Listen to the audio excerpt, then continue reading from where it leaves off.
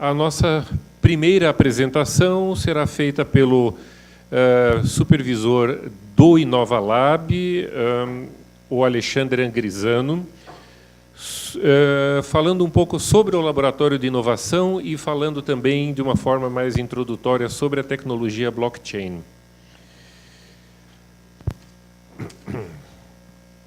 Alexandre Angrisano é agente fiscal de rendas, ele é graduado e mestre em Engenharia de Eletricidade pela PoliUSP, especializado em Project Management, Project Insurance and Contract Law pela George Washington University e em liderança pela Amanaki. O Alexandre trabalhou na Siemens, na Guascor, na ABB e integrou o Corpo de Oficiais Engenheiros da Marinha do Brasil. Foi diretor do Centro de Gestão de Projetos e, posteriormente, do Centro de Planejamento Estratégico da Secretaria da Fazenda. E é agora o supervisor fiscal do InovaLab. Por favor, Alexandre Angrisano. Bom dia, agradeço a presença de todos. Esperando aqui o pessoal dar uma organizadinha no espaço. Aí eu já aproveito para explicar qual o contexto que a gente vai falar aqui um pouquinho. Tá? Eu dividi essa apresentação, essa 1 hora, em 2 partes. Tá? A primeira é o InovaLab. A gente queria apresentar o InovaLab porque, tão importante quanto o tema blockchain, eu acho que é um modelo de trabalho que a gente está colocando. Assim como o Rodrigo destacou, o Luiz Cláudio ressaltou a importância da inovação em todos os aspectos, não só na tecnologia, mas, sobretudo, nas relações humanas. E o Marcelo já deu uma introdução apresentando como nasceu a gênese, o porquê, as razões do InovaLab. Então, aqui eu vou me focar um pouquinho mais no InovaLab, como a gente desenhou. Tá? Ele não tem paradigmas, é algo que a gente foi testando, a gente foi pesquisando. Quando a gente começou a falar em inovação, me chamaram para montar uma área de inovação. A primeira pergunta que eu fiz foi: o que vocês entendem por inovação? E a resposta ficou um pouquinho aberta. Para achar algumas respostas, né, para achar algum direcionamento, a gente iniciou, numa primeira etapa, um benchmark. A gente foi visitar vários laboratórios de inovação, empresas distintas, perfis distintos, e o que a gente descobriu é o seguinte: inovação é um tema lato sensu. Ele é muito amplo, é muito aberto, e cada empresa orientava, tinha uma resposta própria, tinha uma contextualização dos esforços que eles iam fazer para atender a um desafio, a uma necessidade.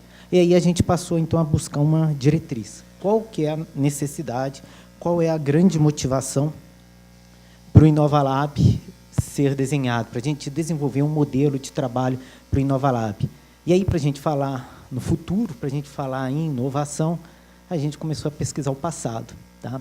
E a primeira coisa que a gente achou, a coisa mais sólida que acho que foi utilizada pelo InovaLab para orientar o início do nosso trabalho, é esse acrônimo, VUCA, desenvolvido no início da década de 90, final da Guerra Fria, quando o exército americano ele passa a ter que redefinir o contexto dele dentro do espaço mundial.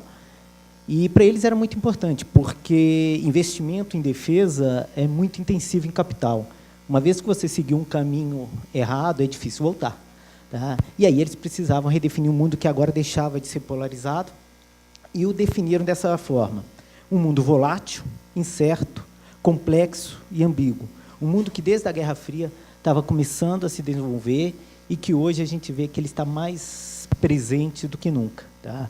Esse conceito hoje ele já foi acolhido pela iniciativa privada, várias empresas estão orientando seus esforços, considerando que elas têm que operar num mundo cada vez mais volátil, cada vez mais incerto, cada vez mais complexo e ambíguo.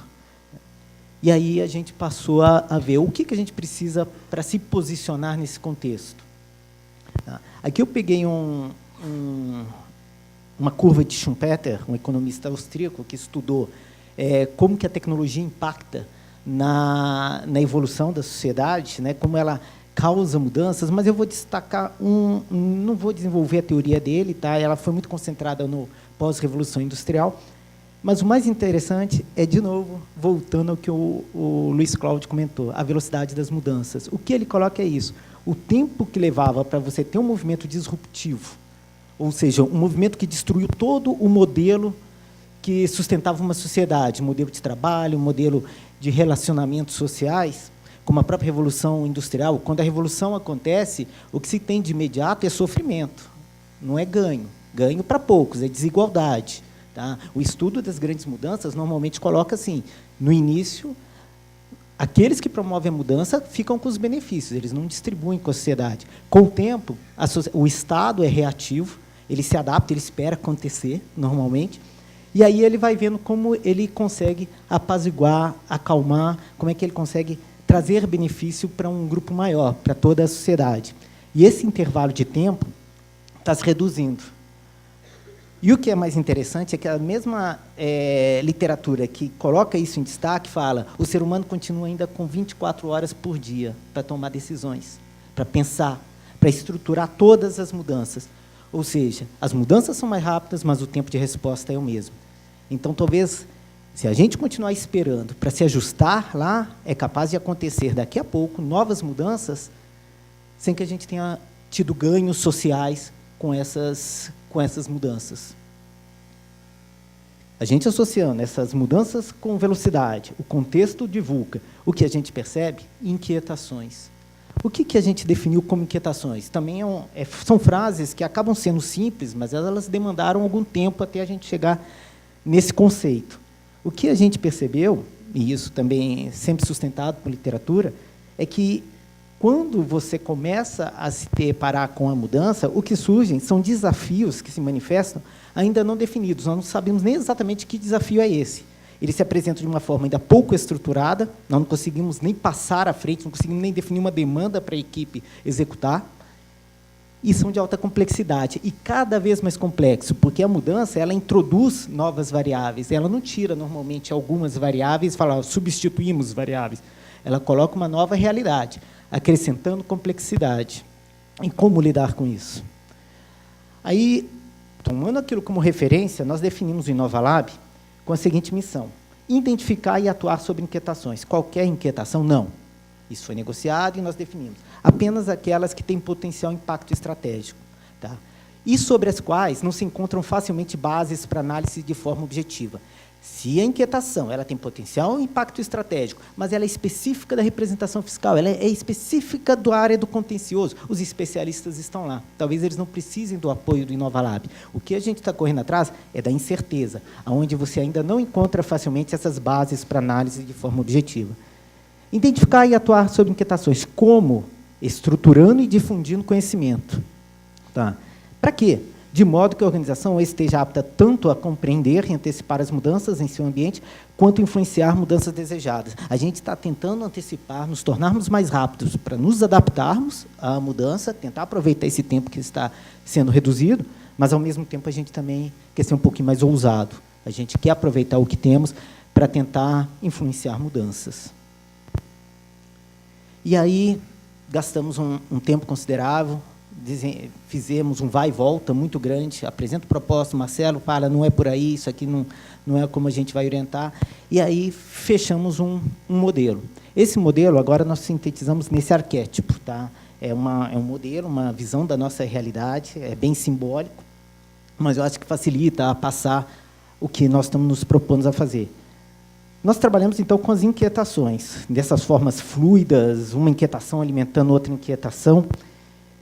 E temos de entrada os 3 círculos ali em azul, que, na realidade, era uma medida temporal da inquietação. Quando a inquietação ela é pretérita, ou seja, ela se manifestou, alguém teve um sofrimento e ele mesmo deu uma resposta, a gente está chamando essas respostas de inovações espontâneas. Estava conversando com um colega agora de Sorocaba, ele me falando que ele lá dentro ele está desenvolvendo um sistema para atender algumas inquietações locais. Sozinho, independente, sem a participação do InovaLab. Nossa função aqui é mapear essas inquietações, é trazer para cá e ver como a gente institucionaliza isso para ajudar toda a instituição, toda a organização a ter o ganho que, de repente, só Sorocaba teria sem a participação do InovaLab. Mas ela é pretérita, ela já aconteceu, ele já sentiu e ele já está respondendo. Nós temos também inquietações que são presentes. A área ela já tem noção do que incomoda, mas não tem a resposta, ela não sabe exatamente como encaminhar. Ela fala, olha, isso me incomoda, eu gostaria de achar uma solução para isso. E o que a gente pode fazer? Me ajude a pesquisar. Aqui a gente está trabalhando com algumas propostas, eu vou destacar uma parceria com a representação fiscal, onde eles pediram alguns sistemas para que a gente pudesse fazer uma análise semântica de textos, de decisões do Tribunal de Impostos e Taxas, para que eles pudessem definir estratégias de atuação. A gente foi buscar no mercado, na academia, achamos um professor da Universidade de São Paulo que trabalhava junto com o STF, junto com a Universidade de São Francisco, e a gente aproximou as duas áreas. Eles conversaram, o professor falou, olha, o que vocês querem é futurista, não é realista, não é possível fazer. Perguntamos, então, ao professor, o que é realista? O que o senhor propõe? Como é que está isso no mercado? Ele fez uma proposta, a gente foi fazendo os alinhamentos, e chegamos à conclusão que a gente ainda tinha que fazer um trabalho em casa, estamos trabalhando em parceria com outra área da DI, tá? A área de malhas, nós temos um colega que trabalha muito bem com redes neurais, com inteligência artificial, o Dick Feld, e ele está nos apoiando a chegar perto das inquietações da representação fiscal, ou seja, são inquietações presentes. Elas existem hoje, ele tem consciência da inquietação, mas ainda não tinha muito bem estruturado como atuar. E, por fim, nós temos o último momento, que é as inquietações futuras, aquelas ainda que não foram declaradas, mas que elas estão latentes. As pessoas já sentem algum desconforto, já começam a chamar algumas questões que estão acontecendo no mundo e ficam curiosas. Mas elas ainda nem sabem exatamente como elas atuam. Aqui é o último bloco, que é o que a gente definiu como tendências tecnológicas. Tá? São tendências que... Deixa eu só dar uma olhadinha, porque daqui eu não consigo ver. Tendências tecnológicas. O enfoque principal é a tecnologia, mas o Espada colocou, uma das diretrizes do InovaLab é, vocês vão estudar tecnologia, eu não sou da área de tecnologia, eu vim da escola fazendária antes de vir para cá, na minha última entrada, antes de vir para o InovaLab, mas com atenção ao ser humano. Tá? Nós não queremos a tecnologia destruindo o ser humano, nós não queremos a tecnologia substituindo o ser humano, nós queremos a tecnologia ajudando o ser humano, suportando o ser humano, nós queremos incentivar a tecnologia. Tá? Então, esse é o nosso enfoque, mas, sobretudo, por estarmos na DI, nosso enfoque maior é nas tendências tecnológicas. E como que a gente atua? Integrando tudo isso para entregar duas saídas. Ou um cenário, o cenário é a parte concreta, onde a gente estrutura todas as inquietações, todas as informações, tudo que a gente conseguiu capturar em encontros como esse, participando de eventos como ouvintes, tudo que a gente consegue, a gente constrói um cenário buscando o impacto da tecnologia, do trabalho que a gente está colocando na administração tributária. O termo aí é mais texto, é documento para orientar o tomador de decisão. O que você quer fazer com essa informação? Quero que você espere mais um ano. Quero que você monitore. Eu quero que você faça uma prova de conceito, eu quero que você comece um piloto. Aí, com essa informação um pouco mais estruturada, as pessoas vão chegar e falar, eu entendo um pouco do que a gente está falando, dentro do limite que hoje é disponível de conhecimento. Ou então a gente já vai para um ponto um pouco mais à frente. A gente já começa a construir uma solução, a gente parte para a inovação. E, de novo, o InovaLab, apesar de ser um laboratório de inovação, ele não é um centro de inovação. A gente não concentra a inovação na equipe. A gente é um integrador. Nós integramos o trabalho e buscamos o apoio dentro da Secretaria da Fazenda e fora da Secretaria da Fazenda para nos ajudar a construir essas inovações. Bom, aqui, especificamente, o blockchain está concentrado nas tendências tecnológicas. É isso que a gente vai explorar. Então, os outros eu não vou detalhar muito a forma de trabalho, mas vou expandir um pouquinho como a gente está encarando, como a gente está enfrentando as tendências tecnológicas. Aí a gente tem um ciclo, a gente trabalha de forma cíclica.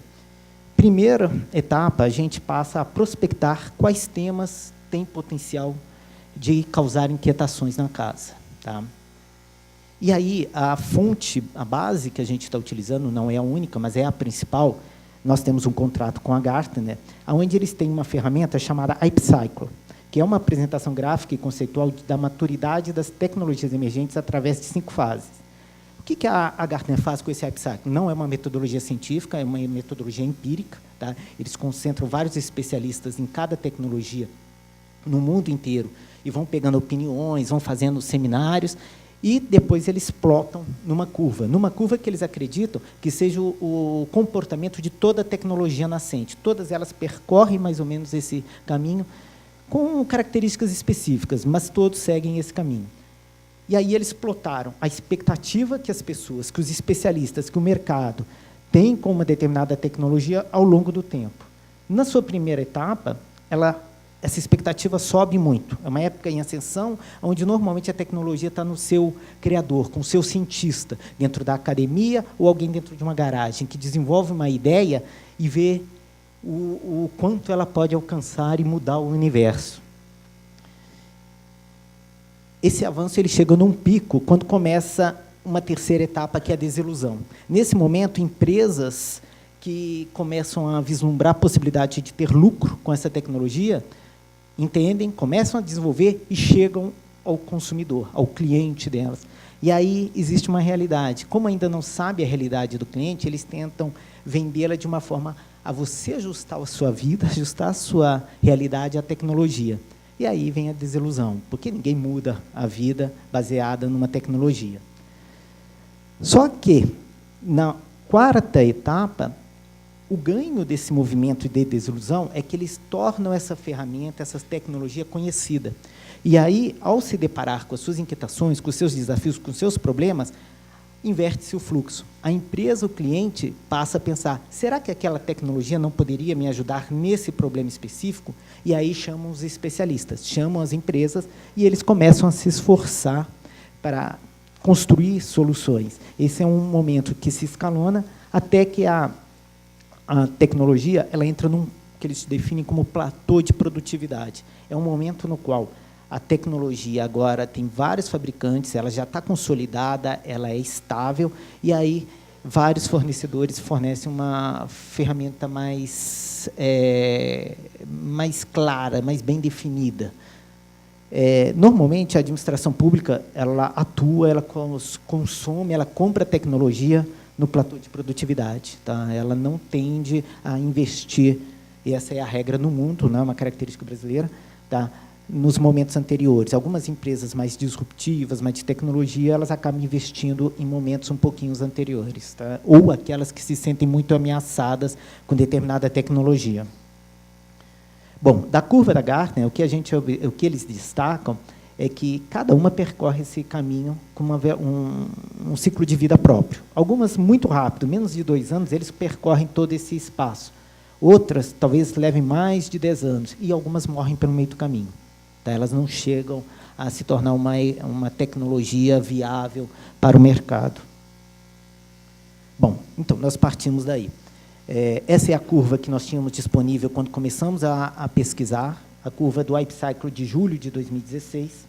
Tá? Aqui eles têm mais ou menos umas 35 a 40 quase tecnologias plotadas aqui. Nós iniciamos analisando cada uma, tentando conhecer o que é cada uma dessas tecnologias, blockchain, inteligência artificial, realidade virtual, e o tempo que eles acreditam que ela chegará no platô do momento em que ela está ali. Então, a realidade virtual, ali na pontinha, eles estimam que de 5 a 10 anos ela chegue no mercado. Mas já está bem avançada, né? E aí tem uma coisa interessante. Quando a gente começa a pesquisar, participar de eventos nesse momento da curva, a literatura ela é muito simpática. Todas as pessoas defendem, falam, ela realmente vai mudar o mundo, vocês têm que investir pesado nisso, senão vocês vão ficar para trás. Mas daí saiu o Hype Cycle de 1 ano depois, julho de 2017, e já o blockchain entrou na parte que está caindo. E a literatura muda. Agora tem muita gente questionando, o custo é alto, o consumo de energia é elevado, ela tem como quebrar a criptografia, nós já quebramos isso em laboratório. E aí começam a entrar as questões que a gente, como leitor, como nessa primeira etapa, nós temos que analisar essa literatura, o que estão falando de positivo e o que está de negativo. E saber que não tem uma posição, são pontos de vista. E aí a gente vai tentar consolidar essa informação numa outra etapa do nosso modelo, que é quando a gente tenta desenvolver o tema. Nesse momento, a gente pegou essa informação, a equipe senta na bancada, estudamos os textos, nos reunimos, trocamos informações e a gente consolida essa informação em algo tangível. O que foram essa consolidação? São aqueles artigos que nós disponibilizamos para os senhores. Tá na intranet do InovaLab, e para o público externo nós mandamos por e-mail. Então, a gente consolidou aqueles 6 artigos, é uma leitura, é uma resposta nossa, é uma estruturação nossa do que nós lemos. Então, por mais que a gente tentou ser imparcial, tem gente elogiando, tem gente atacando, a gente tem que fazer uma escolha e tentar colocar, olha, tem vantagem, tem desvantagem, pode ter algum viés. Tá? A gente sabe que é difícil tirar o viés do leitor. E essa é uma das etapas bem relevantes do nosso processo. Como ela tem o potencial de ter viés, e foi feito muito mais com a nossa leitura, com a nossa participação em eventos, com a nossa... frequentamos workshops, ouvindo especialistas, aí agora a gente precisa ampliar um pouquinho essa perspectiva. Tá? E agora a gente precisa trazer o especialista para debater, é o especialista que entende dessa ferramenta. E, de novo, aqui eu destaco que o papel do InovaLab é um integrador. Nós não somos os especialistas na ferramenta, nós não somos os especialistas no caso específico do blockchain. Então, a gente traz o especialista em blockchain e trazemos o especialista em administração tributária. A nossa função aqui é tentar trazer o que há de conhecimento, o que há de experiência, e eu já conversando com algumas pessoas de algumas empresas, eles têm percepções diferentes. Alguns acham, esse ponto é bom, o outro acha, não, esse ponto não é bom. E é isso que a gente quer. São opiniões nesse momento, porque não há nada de concreto, nada definido quanto algo que ainda é emergente. Senão ele já seria concreto, não seria emergente. E integrar com os senhores. Integrar com a administração tributária, tentando mapear as inquietações. O que está acontecendo de mudança o que a tecnologia pode impactar na administração tributária que possa criar algum desconforto, ou que vocês teriam curiosidade de saber. A pergunta em si, para a gente, nesse momento, é mais valiosa do que ter a resposta, porque isso é insumo para a nossa próxima etapa de trabalho. Tá? E qual seria a próxima etapa? É a integração de especialistas, tanto da administração tributária, tanto da tecnologia, em alguns encontros, em alguns movimentos, para que a gente possa gerar o nosso resultado estruturado, o nosso cenário. Essa integração, na realidade, a gente está imaginando, ainda estamos construindo esse processo, como oficinas para moderar e construir cenários. A base, a gente escolheu um modelo de cenários da escola francesa, tem 2 escolas que se destacam, a americana e a francesa. A americana ela tenta achar qual é o cenário mais provável e, em cima dele, desenvolver todos os demais cenários, e a francesa ela trabalha mais com o cenário desejado. E o que você tem que fazer para se aproximar desse desejado. Cada uma é indicada para alguma realidade. Tá? Para áreas da economia, a gente vai mais para o lado da escola americana. Nas questões de relações sociais, normalmente a gente vai mais para a escola francesa. Tá? Antes disso, eu participei de algumas oficinas com o IPE, ele estava construindo um cenário Brasil 2035, e o que eles queriam o que o Brasil tem que fazer até 2035 para, em 2100, termos o Brasil que a gente deseja. Aí o IPEA dividiu em várias frentes, tá? Pediu apoio a algumas instituições, ao BNDES para tocar a área de finanças, tinha uma área de defesa que estava com apoio aqui da Unesp, e aí eu fui acompanhando para ver como eles construíam esses cenários, que é a referência que a gente está utilizando aqui. Bom, o que são cenários, então, só para contextualizar um pouquinho? São narrativas plausíveis, ou seja, é plausível, é bem provável, mas ainda não dá para se confirmar que assim será, sobre o futuro em relação a interesses específicos de determinado personagem. No caso, determinado personagem é a administração tributária, com o objetivo de ajudar os tomadores de decisão a efetivar suas estratégias. Ou seja, é a síntese do que a gente está querendo fazer com os esforços do InovaLab. Tem a outra entrega, que seriam as inovações. Mas a primeira é isso, é dar informação estruturada para o tomador de decisão. Os cenários eles são construídos a partir da nossa zona próxima de conhecimento, ou seja, são conhecimentos construídos a partir do que ainda a gente não conhece, mas está muito perto do que nós conhecemos. Tá? Há muita extrapolação. E, a partir delas, são feitas as extrapolações. Bom, esse é o modelo, então, a gente encerra o ciclo divulgando todo esse conteúdo dentro dos próprios portal do InovaLab, e, de outra forma, eu diria que o que a gente está construindo é um think tank. Tá? É um think tank próprio para ajudar a refletir, a pensar, a construir, a ver como a gente lida com essas tecnologias emergentes. Bom, Aqui eu estou encerrando a parte apresentando o que é o InovaLab, mas eu queria destacar aqui como que a gente atua. A gente atua quando tem incertezas. Quando as incertezas são grandes, quando normalmente vocês me perguntam e eu não sei responder, é porque tem que estar no InovaLab. A partir do momento que as perguntas começam a chegar e as respostas são muito fáceis, está na hora do Marcelo tirar do InovaLab e colocar para alguma área especialista. Tá? Por isso que o InovaLab é muito pequeno e ele não pretende crescer muito. Talvez mais uma, mais duas pessoas, mas não muito mais que isso. E essa escala de incerteza ela vai avançando à medida que a gente vai estruturando e colhendo informação. Saem, então, temos duas saídas, ou um cenário, ou uma especificação técnica de um piloto, e aí a demanda é definida na escala laranja, normalmente a gente opera com outra área. Participamos, mas já não somos mais os donos do assunto, do tema. Bom, essa é a metodologia, a gente tem as inquietações futuras, dentro das inquietações futuras, as tendências tecnológicas, é o nosso principal foco. Dentro da curva da Gartner, nós escolhemos o blockchain. Tá? A escolha também foi porque nós percebemos alguma movimentação interna dentro da secretaria nesse sentido, nós apresentamos algumas alternativas para a diretoria falou, não, investe nessa, porque vocês não têm tempo de investir em tudo ao mesmo tempo, vamos priorizar essa no momento. E aí foi assim que nós escolhemos o blockchain. Um grupo de pessoas que não conhecia nada, tá? Começamos a explorar, a ler, a participar, mais ou menos em setembro, tá? Começamos realmente a nos dedicar ao blockchain, e essa é a síntese do que nós coletamos até agora. Ou seja, já temos muito mais estruturado do que tínhamos quando começamos há pouco tempo atrás. E a nossa forma de abordagem de qualquer tecnologia, isso não é especificamente do blockchain, primeiro, tentar entender por que essa tecnologia é relevante. O que faz ela ser relevante? O que chama a atenção nessa tecnologia que as pessoas estão falando tanto? Depois, o que é a tecnologia? Dá um pouquinho de detalhe do funcionamento da tecnologia. E, por fim, o que a gente tem a ver com isso? Como ela pode nos afetar a administração tributária? A nossa pesquisa é orientada por esses 3 vetores, então a gente buscou achar respostas para esses 3 pontos. E o porquê que ela é relevante? Aqui eu vou começar um conceito que eu achei muito interessante, também eu ouvi isso numa palestra da Gartner, eu vou tentar reproduzir aqui. E, antes de falar da tecnologia, eles acham importante falar o que é um ativo digital, um ativo virtual. E aí eles resgatam para mostrar que esse conceito de ativo virtual não é algo novo.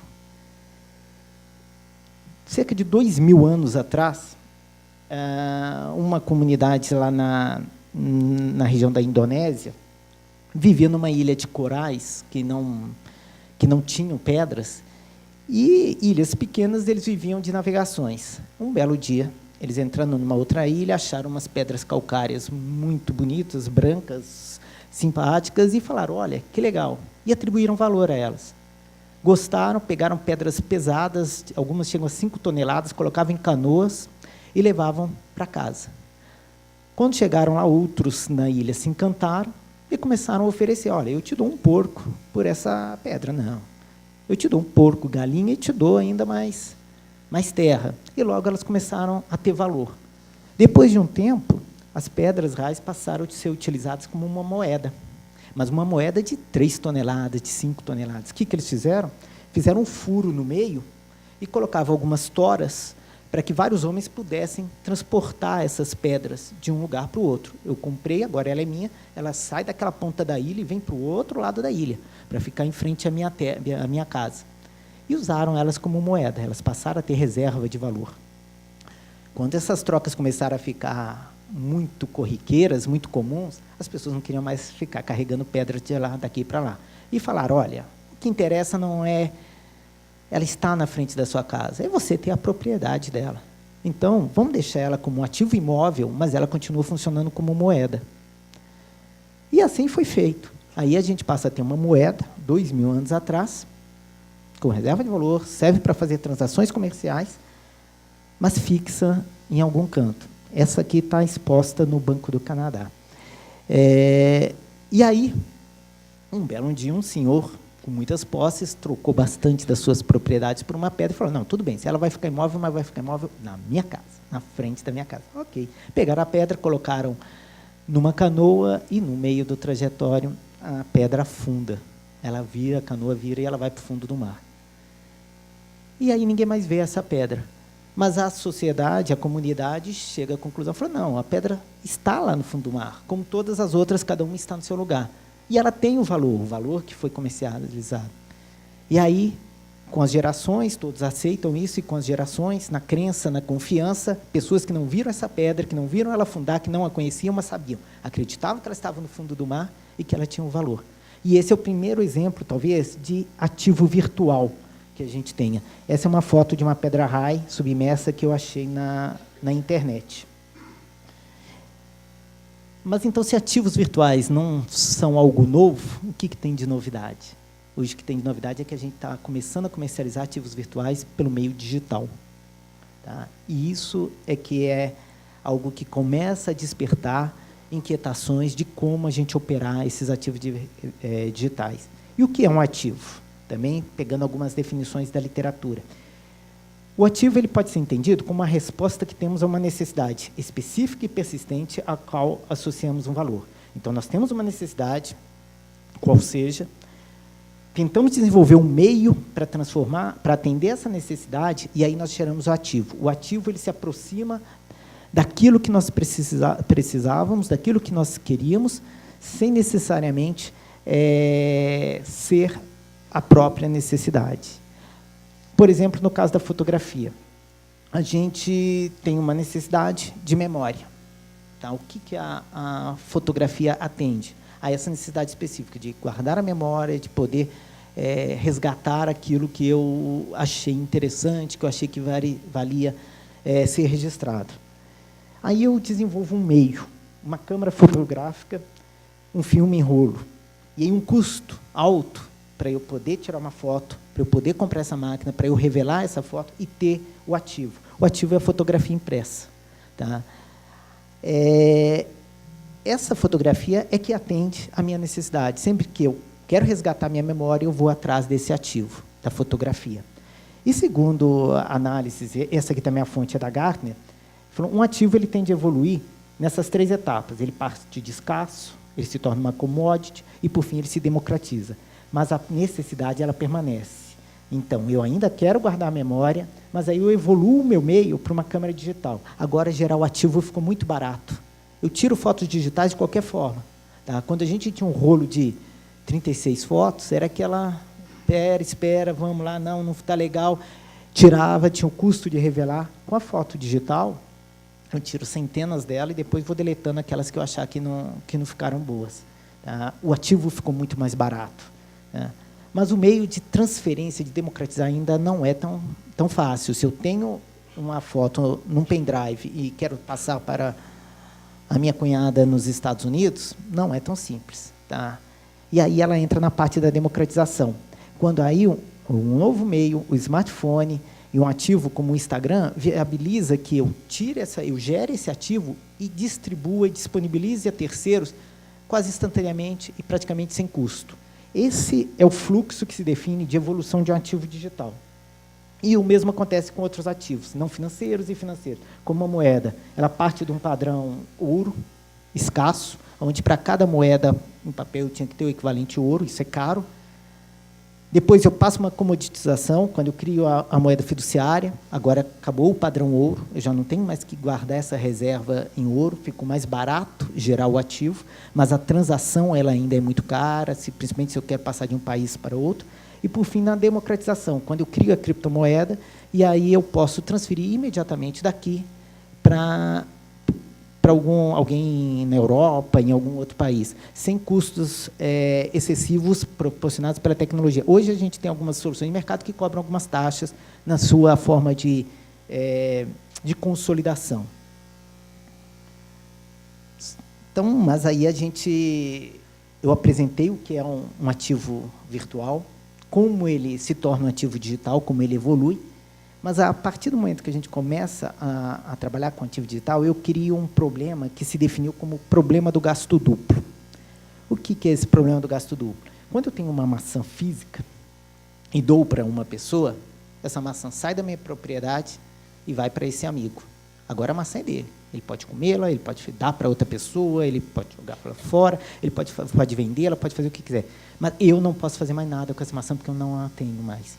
Agora, se eu tenho uma maçã virtual, o que me impede daquela mesma maçã que eu passei para o meu amigo, eu dar para mais 6 amigos, eu guardar várias cópias dela comigo, eu fazer o que eu quiser com essa maçã.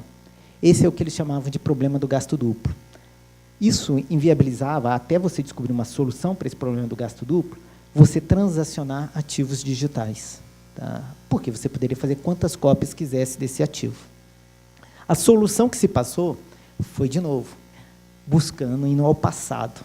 Foram na contabilidade e falaram, por que a gente não registra toda a transação de um ativo digital num livro-razão?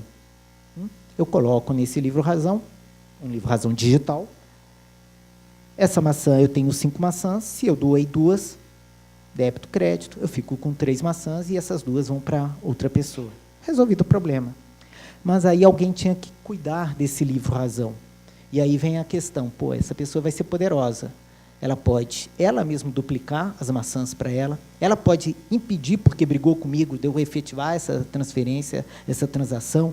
E aí eles falaram, isso não vai funcionar, a gente precisa, de alguma forma, que ninguém tenha tanto poder. E a forma que acharam era, vamos deixar todo mundo ter esse livro-razão. Em vez de ter uma pessoa, todos têm, todo mundo vê o registro, e se alguém sozinho quiser determinar alguma regra, fazer alguma alteração, os outros não reconhecem. Vale a opinião da maioria. E aí se associou esses 2 conceitos, um livro-razão numa rede distribuída. E isso é a blockchain. Tá? Acabou, é só isso. A blockchain é uma tecnologia de base de dados distribuída que permite armazenar informações em uma lista sempre crescente de registros verificados. Um livro-razão compartilhado. Uma tecnologia que viabiliza a transação de ativos digitais. Agora sim, eu posso pegar uma maçã digital, a única que eu tenho, passar para outra, e não tem mais como eu falar que eu tenho outra, porque eu não tenho. Simplesmente está registrado no livro-razão. Tá? Bom, o que é blockchain, eu acho que já fechou. Por que ele é relevante? Bom, ele é relevante porque ele permite essa transação de ativos digitais. E o que é, agora um pouquinho mais detalhe, aprofundando um pouquinho, é o conceito da blockchain. O blockchain ele se torna famoso, ele é um pouquinho mais antigo do que a Bitcoin, mas ele se torna famoso quando, em 2008, Satoshi Nakamoto ele publica um artigo, Bitcoin, a Peer-to-Peer Electronic Cash System, onde, nesse artigo, ele descrevia uma versão de dinheiro eletrônico que permitia que pagamentos online fossem feitos diretamente de uma parte para outra, sem passar por uma instituição financeira. Satoshi Nakamoto é um pseudônimo, tá? Ninguém sabe quem é. Tá? Já se especula que pode ser empresas associadas, o Toshi de Toshiba, acho que o Sai de Samsung, um outro de Motorola. Tem várias teorias sobre quem seriam essa empresa que desenvolveu essa abordagem, essa solução. Mas o fato é o seguinte, em 2008, acompanhando a crise econômica financeira mundial, ele começa a chamar a atenção. Tá? Vários bancos começam a pagar juros negativos, as pessoas querem fazer transferências de recursos, e o blockchain fica popular nesse momento. O termo técnico, blockchain é um nome fantasia, o termo técnico da blockchain é DLT, Distributed Ledger Technology, uma tecnologia de livro-razão distribuída. O blockchain funciona como uma base de dados descentralizada, todos têm comando, operada com computadores que pertencem a uma rede peer-to-peer, uma rede ponto a ponto. A gente não tem um servidor central para fazer esse relacionamento. Composta de 2 tipos de nós, os nossos clientes e os nossos servidores, que, no caso das criptomoedas, esses servidores são chamados de mineradores. Quem são os clientes? Os clientes é qualquer pessoa que entra numa rede blockchain para usar os serviços dela. Então, você, dentro do seu smartphone, você se conecta na blockchain, abaixa o aplicativo, eu posso operar nela. Sou um cliente, não tenho poder nenhum de validação da informação. E os servidores são dispositivos com maior capacidade computacional que estão encarregados em manter e verificar a integridade desses registros. Tá? No caso, de algumas soluções, eles são mineradores, eles são remunerados para ter essa função, e em algumas redes privadas de blockchain, aí a gente pode definir apenas validadores, são processos muito mais rápidos. Bom, uma das grandes propostas de valor da blockchain é que eles acabam tirando o intermediário. Um intermediário que garantiria a confiança entre dois estranhos de que eles podem fazer uma determinada transação. Ele substitui essa confiança no terceiro por uma prova criptográfica. Se duas partes resolvem fechar um contrato, armazenam ele na blockchain, qualquer uma, no futuro, quando esse contrato, se ele for rompido, pode baixar esse contrato e levar no judiciário, falando, olha, o contexto era esse, nós acordamos isso. E aí você segue os trâmites normais. Não é que ele substitui a confiança, falou, olha, o blockchain, ele te garante que agora você pode confiar no conteúdo que está dentro da blockchain. Não, o que ele te garante é o seguinte, se você colocou, o que você colocou lá dentro é imutável. Colocou lixo, você tem lixo. Colocou um ativo digital, você tem esse mesmo ativo digital. E aí, como que acontece uma transação? Imagina que dois indivíduos decidem trocar um ativo digital qualquer. Vamos deixar agora a maçã de lado. Uma moeda digital, uma escritura de imóvel, uma certidão de nascimento, um grau educacional, dados de seguro, voto, etc. Iniciam a transação em uma rede peer-to-peer. A primeira coisa é que eu entro na rede, eu quero transferir uma quantidade de bitcoins para o Marcelo, eu entro com a minha chave pública e essa informação ela é criptografada.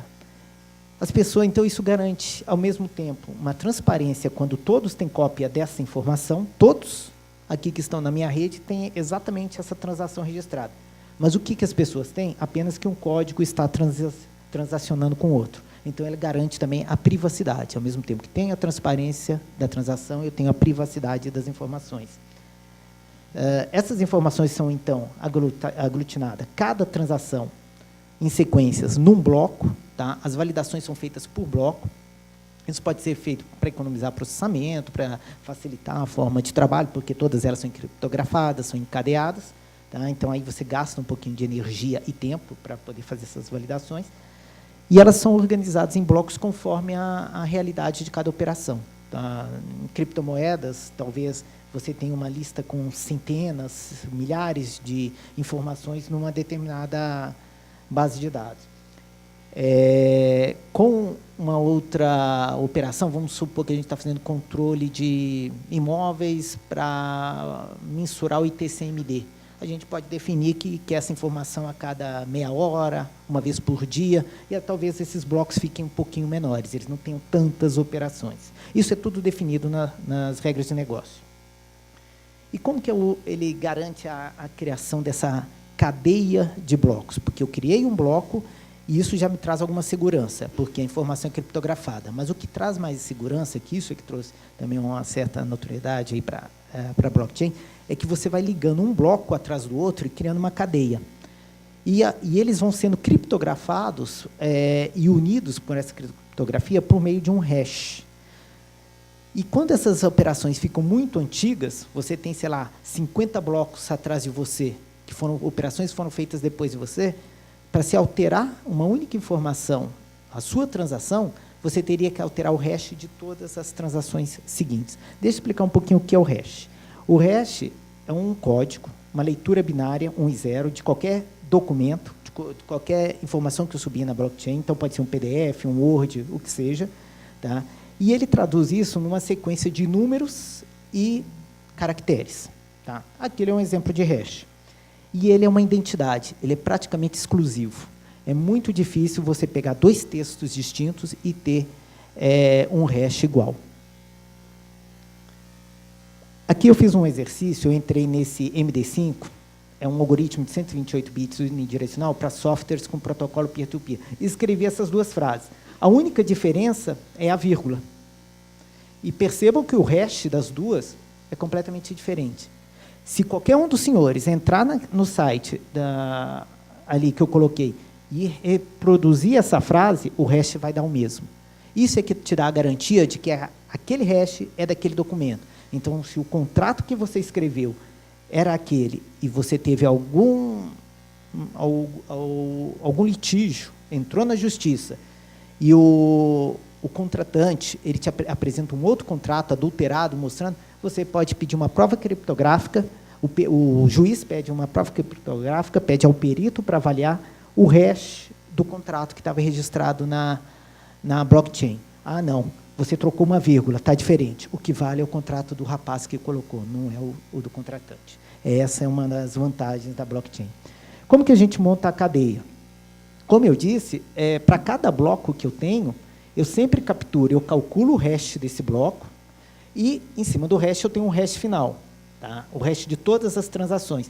Eu considero o hash da transação anterior, ou seja, eu tenho ali o bloco 34 e estou construindo o bloco 35. Eu pego o hash final do bloco 34, estou construindo esse bloco 35 e eu coloco ele na minha fórmula de cálculo, nos meus algoritmos, para achar o novo hash, na hora de eu entrar lá naquela página anterior, na hora de eu processar aqui no MD5. Todas as fórmulas, aquele hash entra como se fosse parte da frase, colocamos assim. E ele chega no novo hash. Ou seja, se eu quiser alterar uma informação do bloco 16, todas as alterações depois, porque os dados foram considerados no próximo bloco, vão ser alterados. E aí é fácil você perceber que ele não é uma informação real, uma informação que foi adulterada. Bom, agora, se a partir da cópia local em um computador, uma pessoa conseguir quebrar a criptografia da assinatura digital e, ao mesmo tempo, mudar os dados de uma transação qualquer, ou mesmo excluir uma transação do blockchain, ele não conseguirá validar essa versão frente a todas as demais cópias do blockchain. Quanto mais cresce a blockchain, maior é a segurança das transações mais antigas. A principal característica da blockchain, então, é a desintermediação e a constituição de uma relação parte a parte, sem um intermediário. Então, ao viabilizar o compartilhamento de um livro-razão digital, descentralizado, protegido contra fraude e alteração. E como o blockchain pode afetar a administração tributária? Essa aqui é a parte mais rapidinha, tá? Porque eu já estou vendo que o meu tempo está estourando. A criação de livros distribuídos e imutáveis encontra aplicação em vários setores, sobretudo naqueles que dependem da acumulação e do uso de dados para executar suas funções. Uma característica muito própria da administração tributária. Nós acumulamos muito dado, nós temos muita informação. Tá? E aí a tecnologia se mostra interessante. As transações elas podem ser registradas de modo descentralizado, criando uma trilha de rastreio e auditagem transparente e praticamente impossível de falsificar. Tá?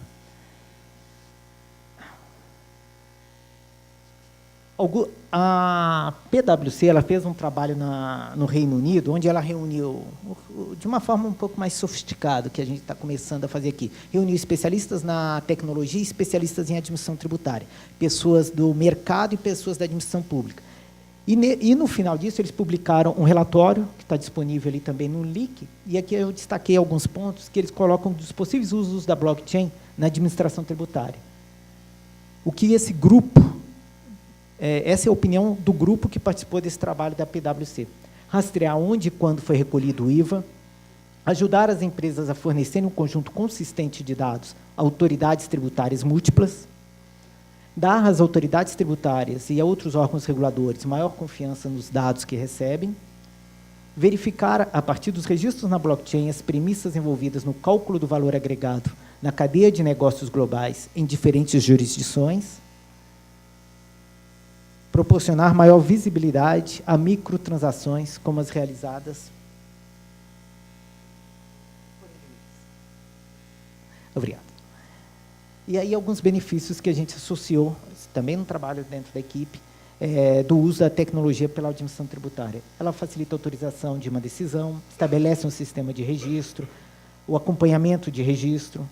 Tá? Como que ela autoriza uma decisão? Eliminando os intermediários, estabelece um sistema de registro com uma contabilização distribuída, o acompanhamento de registro. A informação vem sempre em tempo real, então uma informação de uma nota fiscal que sai de uma venda de São Paulo para a Bahia, todos os fiscos que tiverem acesso à informação têm informação no momento do registro, em tempo real. Prova de autenticidade. Tá? Ninguém consegue operar, emitir alguma informação dentro da blockchain sem a identificação, sem a sua senha criptográfica, por exemplo, o próprio CPF. Cria uma trilha, então você sabe exatamente quem entrou com a informação. Se é uma informação falsa, você sabe quem inseriu essa informação falsa. Cria uma trilha de auditagem, você sabe de qual código foi para qual código, está registrado ali, todos têm cópia dessa informação. Compartilhamento imparcial de dados. Tá? Cada um, o comprador e o vendedor colocam o valor da nota fiscal, o que eles acordaram, os dois se colocaram, você tem essa mesma informação. Se der alguma a diferença, você pode avaliar se há conformidade ou não, incrementa a comunicação com a coordenação entre as autoridades e ela ajuda muito na segurança, porque é tudo criptografado e a própria característica da blockchain é o seu encadeamento em cadeia, criando as cadeias para garantir a segurança. Mas nem tudo é certeza, nós estamos falando em certeza, então eu tenho que destacar algumas questões. Qual que é o impacto econômico no curto e médio prazo da evolução da tecnologia no mundo e no Brasil? Ao proporcionar novos modelos de negócio, a tecnologia pode comprometer a coerência entre o tributo tradicional e a atividade geradora de valor. Uma rede blockchain privada, ao propiciar o anonimato, pode ser configurada de modo a dificultar o acesso da informação pelo fisco? Pode facilitar a sonegação? Qual a contribuição potencial do blockchain para eliminar a redundância de informação exigida por autoridades diversas? Temos uma série de incertezas que têm que ser exploradas. Nós não podemos só apenas olhar o lado positivo. Temos ganhos no uso disso, mas o contraventor também vai tentar utilizar essa ferramenta para ter algum ganho. Tá? No estudo da Gartner, eles levantaram uma estimativa do impacto do valor adicionado pela tecnologia até 2030. E eles chegaram nesse valor aí, em 3,1 trilhões de dólares no mundo. Aqui, só para fechar, saindo um pouquinho, fechei o tema blockchain, mas eu queria destacar a importância, a relevância de tratar sobre incertezas. No ano passado, em 2016, melhor colocando, a USP fez um evento para comemorar o aniversário dela, acho que de 80 anos, onde um dos pontos que eles destacaram, eles convidaram o Felipe González, ex-primeiro-ministro espanhol, para assumir uma cátedra, a Cátedra José Bonifácio. E no discurso dele, ele coloca isso, falando o que estava acontecendo na Europa. Que o maior desafio que as universidades têm pela frente é educar para as incertezas. Em 2024, provavelmente haverá de 60% a 70% de novas atividades que ainda não existem e nem conseguimos imaginar. Como formar pessoas para essa realidade? Tá? Agora, no mês que vem, daqui um mês mesmo, acho que dia 21 e 22, vai haver um encontro, acho que em Salamanca, com mais de 600 reitores, discutindo exatamente esse desafio. Como as universidades no mundo têm que se adaptar para educar para as incertezas.